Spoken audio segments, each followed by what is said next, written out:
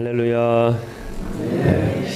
오늘 시간에 하나님의 큰 은혜가 가득 넘치는 귀한 복된 시간 되기를 간절히 축복합니다. 지난 9월에 서울에서 지인이 찾아왔습니다. 함께 사역했다가 다른 곳으로 이제 간 전도사님하고 청년 회장을 했던, 제가 이제 청년부 담당을 주로 하고 있었는데 하여튼 청년하고 같이 온다는 거예요. 어떻게 오느냐 물었더니 비행기를 타고 온답니다. 그래서 그러면 내가 데리러 가야겠네요 라고 이야기하니까 그럴 필요 없답니다. 어떻게 오게요?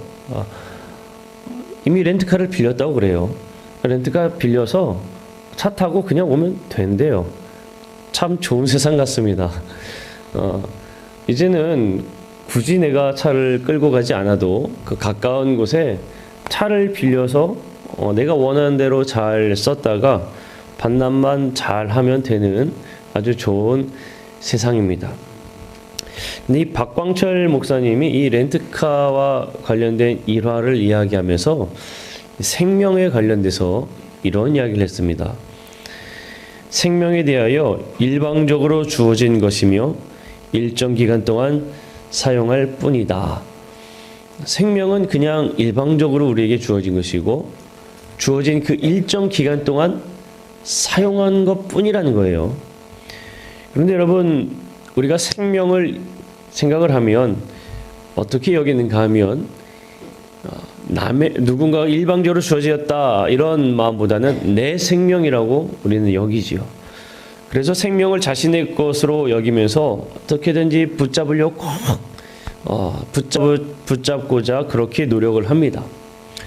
옛날 진시 황제가 아주 오래오래 살고 싶어서 신하들을 다 전국 각지, 아니 세계 곳곳에 보내어 불로초를 구해와라. 불로초를 구해와라. 늙지 않는 약초를 구해와라. 오래 살 수 있는 약초를 구해와라. 그렇게 명령하고 또 불로초를 먹고자 했던 것으로 참 유명한 이야기가 있습니다. 하지만 진시황은 상당히 생각보다 일찍 단명했어요. 중국의 모택동 그리고 북한의 김일성 마찬가지로 오래오래 살고자 최고의 음식, 운동, 아주 최고의 의료진들을 다 대동했지만 지금 이 세상 사람이 아니지요. 결국엔 다 죽고 떠나고 없습니다. 아무리 강한 권력을 가지고 있다 할지라도 수중에 상당히 많은 부를 소유한 재벌이라 할지라도 생명을 내 마음대로 어떻게 할 수는 없다는 거예요.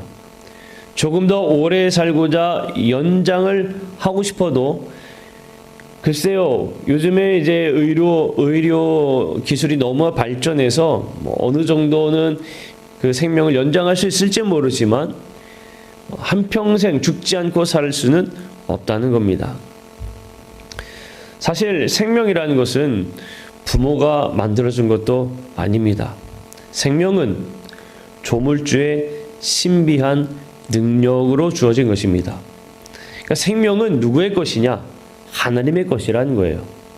생명은 내게 아니라 하나님의 겁니다. 그래서 생명이 어느 기간 지나면 다시 그 생명이 다했을 때 다시 조물주에게 돌아간다라는 겁니다. 그래서 우리가 죽었다라고 이야기하지 않고 보통 어떻게 이야기합니까? 돌아가셨다라고 표현을 하죠. 바로 그렇게 표현하는 데에도 이러한 이유가 있는 것입니다. 내 것이 아니라 여러분 남의 것이라면 우리가 어떻게 사용해야 하는가 하면 조심스럽게 정성스럽게 사용한 후에 돌려줘야 합니다. 생명도 마찬가지입니다.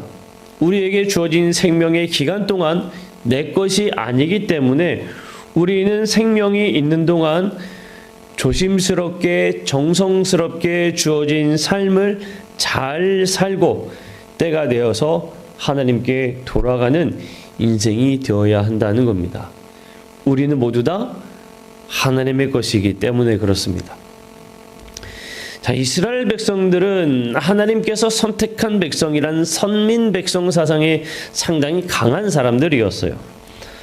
하지만 그들은 하나님의 백성이라는 그 자부심이 있었지만 하나님의 것이라는 그 생각 안에서 늘 살지는 못했습니다. 우리가 함께 이사야의 말씀을 보았는데 이사야의 말씀의 배경을 살펴보게 되면 하나님의 거룩한 백성이라고 여겼던 이 이스라엘 백성들이 하나님께서 주신 그 사명도 다 잊어버리고 하나님의 뜻에 따라 산 것이 아니라 하나님의 뜻에서 멀리 떠나고 세상의 헛된 신들, 물질들 이런 거를 따라 살다가 결국에 바벨론의 느부갓네살에게 멸망하게 됩니다. 그래서 유다 백성들은 바벨론의 포로로 잡혀가게 되는 배경이 있어요. 하나님의 백성인데, 하나님께 택한 백성인데 어떻게 이들은 고난을 당하게 된 것일까? 하나님의 뜻을 떠났기 때문에 그런 거예요. 하나님께서는 이들이 하나님의 뜻을 떠났을 때에 스바냐의 말씀을 통해 보게 되면 이 느부갓네살은 그저 하나님께서 이스라엘 백성들을 심판하는 도구로 사용하셨다라고 기록하고 있습니다. 바벨론의 포로로 끌려간 이스라엘 백성들이 편하게 끌려가지는 않았겠지요. 조국을 잃어버리고 포로로 끌려가는 그 심정이 어떠했겠습니까? 이루 말할 수 없이 마음도 아프고 힘들었을 겁니다. 그들이 아마 포로로 끌려갈 때에 좋은 생각은 갖지 않았을지도 몰라요. 하나님께서 우리를 지켜주신다고 그랬고 우리가 하나님의 백성인데 저 이방 민족에게 패해서 참패해서 우리가 이렇게 나라를 잃고 포로로 끌려가는구나 라고 했을 때 그들의 생각엔 어쩌면 하나님은 정말 우리와 함께하는 것일까? 우리는 하나님의 백성이 맞은가? 하나님은 우리를 지켜주시는 분이 맞는가? 그런 생각을 했을지도 모릅니다. 그런데 우리가 함께 읽어본 이사야 45장의 말씀을 통해서 우리가 보게 되면 이사야 45장의 말씀 속에서 바벨론으로 포로로 끌려갔던 이스라엘 백성들이 다시 이스라엘로 귀국하게 귀환하게 되는데 이러한 일이 이루어지는 역사적 배경 속에는 하나님의 귀한 섭리가 들어있다는 것을 말해주고 있습니다. 그저 그냥 우연히 일어난 사건들이 아니라 하나님의 놀라운 섭리 안에서 하나님의 것인 하나님의 백성인 이들을 생각해서 하나님께서 다시 이스라엘 땅으로 돌려보내시는 그 놀라운 섭리가 그 안에 있다는 것을 우리에게 말해주고 있어요. 믿음을 부여잡고 있는 우리는 이 세상을 바라볼 때에 다른 시각을 가지고 있어야 합니다. 어떤 시각이냐? 이 세상을 주관하는 힘과 권세가 어디에서 비롯되는가를 깨닫는 그 지혜를 우리는 가지고 있어야 한다는 거예요. 이 세상이 흘러가는 그 모든 것들 속에서 이 세상을 흘러가게 만드는 그 힘들은 도대체 어디서 오는가? 우리는 그것을 깨달을 수 있는 지혜의 눈을 가져야 될 줄로 믿습니다. 어느 날 미조면에 좀 맛있는 칼국수집이 있다고 해서 먹고자 좀 점심을 식사를 하러 갔었습니다. 점심을 맛있게 먹고 있는데 어서 아주 아름다운 따랑따랑 하는 소리가 들리는 거예요. 이게 무슨 소린가 하는데 아무리 둘러봐도 그 소리의 출처는 알 수가 없는 겁니다. 스피커에서는 음악이 잔잔하게 흘러나오고 있었고 그런데 그거와는 별개로 때랭때랭 하는 소리가 들리는 거죠. 참 예쁜 소리다 하고 밥을 다 먹고 계산하고 이제 나가는 찰나에 또 그 소리가 들리는 겁니다. 때랭때랭. 이게 어디서 나는 소리인가 주위를 둘러보니까 어디서 나는 소리였는가 하면 풍경 소리였어요. 바람이 불어서 흔들리면서 서로 부딪히는 풍경 소리가 아주 예쁘게 때랭때랭 하면서 울려 퍼지고 있었습니다. 그 주인분께서 미국에 계실 때 너무나 예뻐서 미국에서 사가지고 오셨대요. 보통 풍경은 쪼만하잖아요. 상당히 커요. 그것보다 더 큰 게 있는데 너무 무거워서 그건 가지고 올 수 없었답니다. 그런데도 소리가 너무나 예쁘고 좋더라고요. 여러분, 풍경 소리를 들으면 우리는 뭘 알 수 있죠? 아, 바람이 부는구나. 풍경 소리가 그냥 나지는 않습니다. 바람이 불어서, 바람에 흔들려서 풍경 소리가 나는 거예요. 마찬가지입니다. 아, 바람이 불어서 소리가 들리는구나 라는 걸 아는 것처럼 우리에게 영적인 눈과 지혜를 가지고 있게 된다면 이 세상을 바라보는 그 눈들에 하느님의 놀라운 섭리들을 우리는 발견할 수 있게 되는 겁니다. 우리는 영적인 눈과 지혜를 가지고 있어야 돼요. 이사야 45장의 상황을 보게 되면 아주 급변하는 정색 가운데 있는 상황이 있었습니다. 바벨론에 의해서 이스라엘 백성들이 멸망했지요. 근데 영원히 계속될 것 같던 바벨론도 바사 제국, 우리가 흔히 알고 있는 페르시아 제국에 의해서 멸망하게 됩니다. 그래서 결국에 이 페르시아 제국에 의해 멸망하게 되고 페르시아 왕 고레스로 인해서 포로로 끌려왔던 백성들이 고국으로 들려지게 되는 거예요. 역사적으로 보게 되면 우연히 한 나라의 왕에 의해서 이스라엘이 멸망하게 되었고, 그보다 더 강한 나라가 발생해서 이스라엘을 억압했던 이스라엘을 포로로 끌려왔던 바벨론이 멸망하고 그 멸망시켰던 페르시아 왕에 의해 다시 돌아오게 되는 그런 정말 우연한 사건인가라고 바라볼 수 있지만, 사실은 이 모든 것들이 다 하느님의 섭리 안에서 이루어진 일들임을 이사야 45장에서는 우리에게 말해주고 있는 겁니다. 유다 왕조의 몰락, 그 왕조의 몰락을 바라볼 때에 그것은 하느님의 존재에 대해서 물어보는 사건이 되는 시점이 됩니다. 사실 세상적으로 바라보게 되면 한 나라에, 그 당시에는 그 나라에 전쟁이 일어나면 신과 신의 전쟁으로 보았기 때문에 유다 백성이 멸망했다라고 이야기하면 유다 백성들이 믿는 하나님이 참패했다라고 세상 사람들은 바라보는 거예요. 그러면 이 사람들이 생각하는 눈에 의해서는 그들이 믿는 하느님은 허상인가? 아니면 정말 약한가? 신중의 신이라고 했는데 신중의 신이 아니라 신중의 신도 못 되는 존재인가? 이렇게 생각할 수가 있었지만, 하나님께서 이스라엘을 몰락시킨 것은 오히려 하나님께서 이 세상의 통치함을 깨닫고 알게 하고 온전히 그들이 받아들일 수 있는 그 뜻으로 이스라엘 백성들을 멸망시켰다는 거예요. 어떻게 그들이 그것을 알게 하느냐 하면, 영원히 계속될 것만 같았던 강한 제국이라 할지라도 하느님의 뜻을 거스를 수가 없고, 오히려 내 것이라고 내 힘이라고 자만했던 그들이 모두 다 몰락하여 멸망하게 되는 하느님의 심판을 그들 또한 피할 수 없음을 그들에게 알게 해주는 겁니다.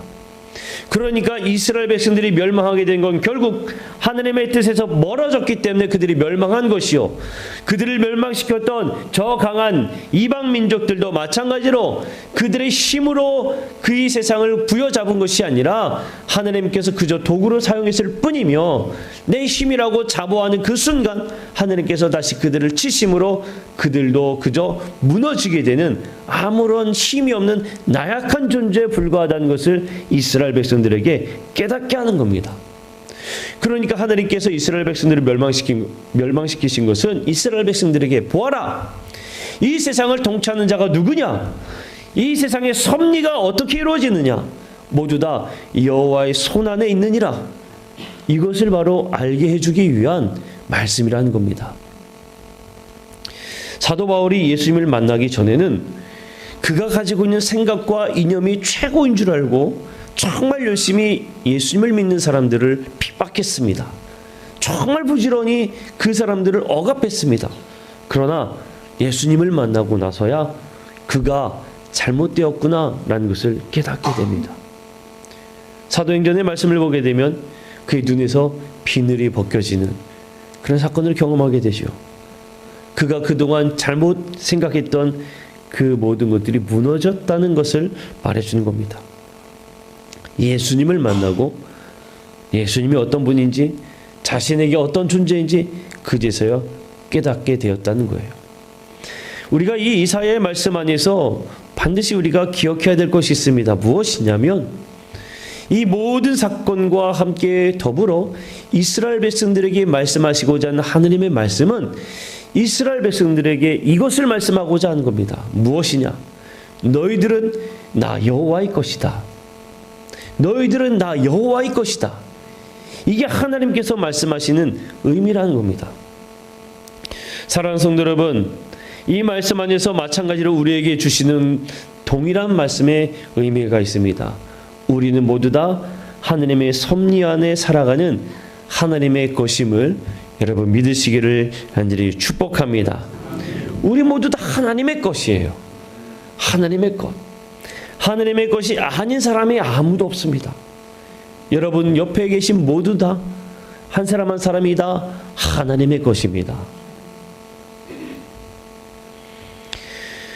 마태복음에서 우리는 무엇을 깨닫게 되는가 하면 하나님의 것인 우리가 그러면 어떤 삶을 살아야 할까를 깨닫게 돼요.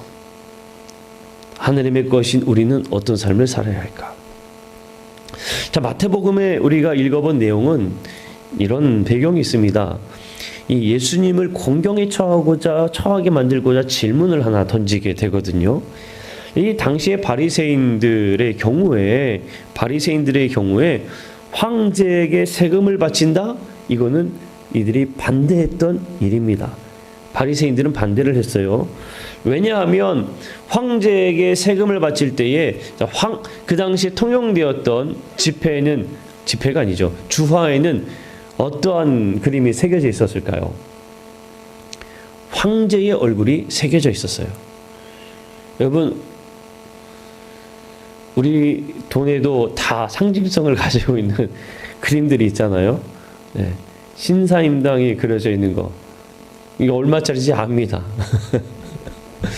특이가 그려져 있는 거 얼마짜리인지 다 압니다. 애들도 알더라고요. 당시에 로마 시대에 통용되었던 주화에는 로마 황제의 얼굴이 새겨져 있었어요. 이 바리새인들은 로마 황제의 얼굴이 새겨져 있던 이 화폐를 바치는 것에 대해서 어떻게 생각했는가 하면 우상에게 바치는 것으로 여겼습니다. 우상. 로마 황제의 주화된 주화를 우상으로 보았고 납세하는 것 또한 하나님의 신앙과 율법에 어긋나는 불의한 것으로 보았어요. 그렇기 때문에 이 바리새인들은 로마의 세금을 바치는 거 옳지 않다고 여겼습니다. 그와 반대로 헤롯 땅, 열심당이라고도 성경에 기록되어 있는데 헤롯 땅의 경우에는 로마 황제의 지명에서 권력을 쥐고 있는 사람들이에요.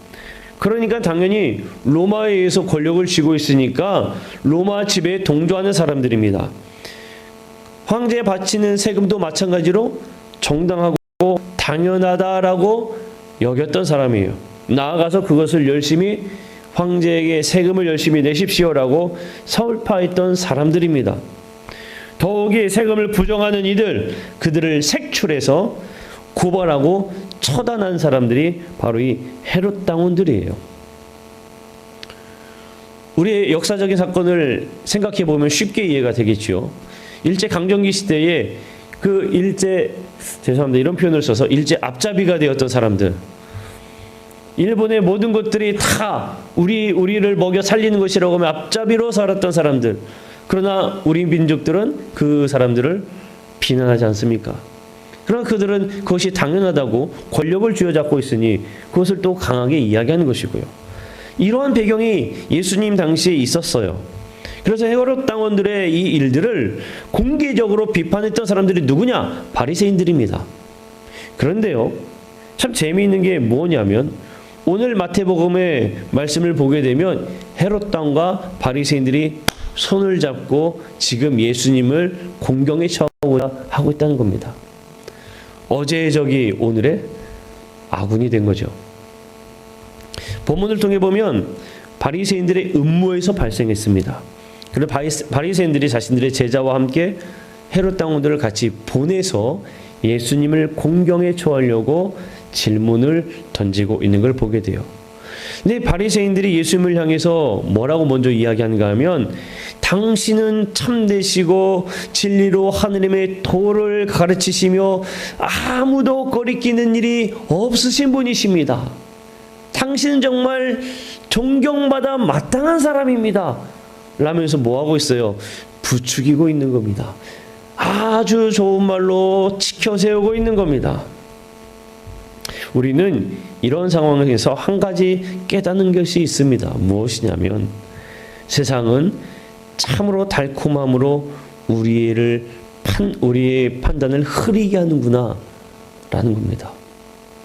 헤롯 왕과 바리새인들의 모습에서 발견하게 돼요. 이들은 자신들의 이익을 위해서 오히려 달콤한 말로 예수님의 판단을 흐리게, 사람들이 칭찬을 하면 기분이 좋잖아요. 좋은 말을 들으면 기분이 좋아요. 기분이 좋다 보니까 나도 모르게 잘못 이야기하는 경우들이 흔합니다. 바로 이러한 것을 누리었던 사람들이 바로 이 헤롯 왕과 바리새인들이에요. 세상이 마치 똑같습니다. 세상은 달콤함으로 우리를 유혹함으로 인해서 하느님의 것임을 잊어버리게 만듭니다.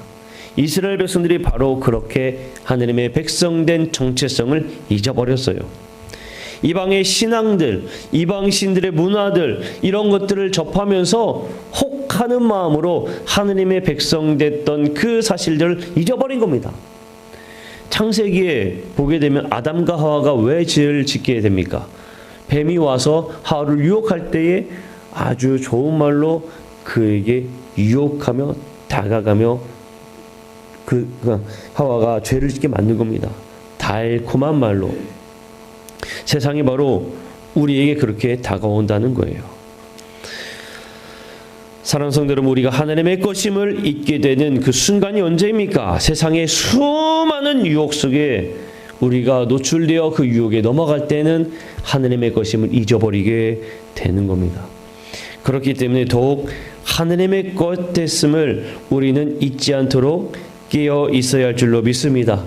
하나님의 것으로 내가 어떻게 살아가야 할까? 그에 대한 명쾌한 대답, 예수님의 대답 속에서 찾아보게 돼요. 예수님의 대답을 보면 뭐라고 이야기하냐? 황제의 것은 황제에게 돌려주고 하나님의 것은 하나님에게 돌려드리라. 그렇게 가르치고 있거든요. 황제의 것 황제에게 돌려주라는 말, 그 의미가 뭘까요? 예수님께서 바리새인들의 질문에 대답하시기 전에 뭘 요구하셨는가 하면 세금 내는 돈을 보여달라라고 이야기했어요. 그들이 예수님께서 세금 내는 돈을 보여달라라고 했을 때 데나리온 하나를 가져왔습니다. 그 데나리온은 누가 새겨져 있었는가 하면 가이사, 황제가 새겨져 있었거든요. 당연히 그 로마 화폐였으니까 황제 얼굴이 새겨져 있었겠죠. 그러면서 예수님은 얘기하시는 겁니다. 누가 그려져 있느냐? 황제가 그려져 있습니다. 새겨져 있습니다. 그러니까 황제 거는 황제에게 바치라 라고 이야기하는 거예요. 이 예수님의 대답은 문제의 본질을 직시하면서 이야기하는 겁니다. 세상에 통용되고 있는 법 가지고 하느님의 신앙과 함께 더불어 엮어서 사람을 시험하지 말라는 겁니다. 세상에 있는 그것으로 그냥 따라 살아갈 뿐이지 그것으로 어떻게 신앙을 판단하려고 너희들은 사람을 어렵게 만드냐고 그 문제의 본질을 직시하면서 깨트려주고 있는 거예요. 세금 문제와 함께 하느님의 신앙관을 결부시켜서 이야기하지 말라는 겁니다. 그러면 하느님의 것을 하느님께 돌려드리라는 의미는 무엇일까요? 우리가 눈여겨보아야 할 부분이 바로 여기 있습니다. 하느님께 드려야 할 것. 자, 본문 속에서 예수님께서 황제의 것을 황제에게 드리라 이야기했을 때에 황제의 얼굴이 새겨진 주화를 보고 황제에게 바치라고 이야기했어요. 그러면 이 세상에서 하느님의 것이라고 이야기할 수 있는 하느님의 형상을 가지고 있는 게 무엇일까요? 하느님의 형상을 가지고 있는 것. 하나님의 형상을 가지고 있는 것은 단 하나 유일한 것이 하나입니다. 무엇이냐면 하나님이 창조한 인간이에요. 우리는 누구의 형상을 따라 창조되었는가 하면 하나님의 형상을 따라 창조되었습니다. 그렇기 때문에 하나님의 형상을 가지고 있는 사람은 있는 것은 무엇이냐? 우리 인간입니다. 하나님께서 창조하실 때 하나님의 형상을 따라 사람을 만드셨기 때문에 그래요. 그러니까 우리가 누구의 것이라는 이야기일까요? 우리가 하나님의 거라는 겁니다. 우리 자신이 하나님의 것이라는 거예요. 그러니까 하나님께 바치라는 이야기는 뭡니까? 너희 자신을 하나님께 바치라는 이야기입니다. 세상에 통용되는 돈 가지고 하나님께 바치냐 마냐 이 이야기를 할 것이 아니라 하나님의 형상을 가지고 있는 너희가 하나님께 드려줘야 된다고 예수님께 말해주고 있는 거예요. 바친다라는 말을 원어로 보니까 때에 따라서 주인에게 열매를 드리는 포도원의 농부들에게 적용되는 말씀이에요. 그 이야기는 우리가 때에 따라 원주인인 하나님께 바쳐지는 삶을 살아야 한다는 것을 말해주고 있는 겁니다. 자, 여기서 우리는 이걸 알게 되죠. 우린 다시 한번 더 깨닫습니다. 우리가 누구의 것인가? 하나님의 것이구나. 하나님의 형상을 닮은 우리는 하나님의 것이구나. 그래서 내가 하나님께 바쳐지는 삶이 되어야 하는구나.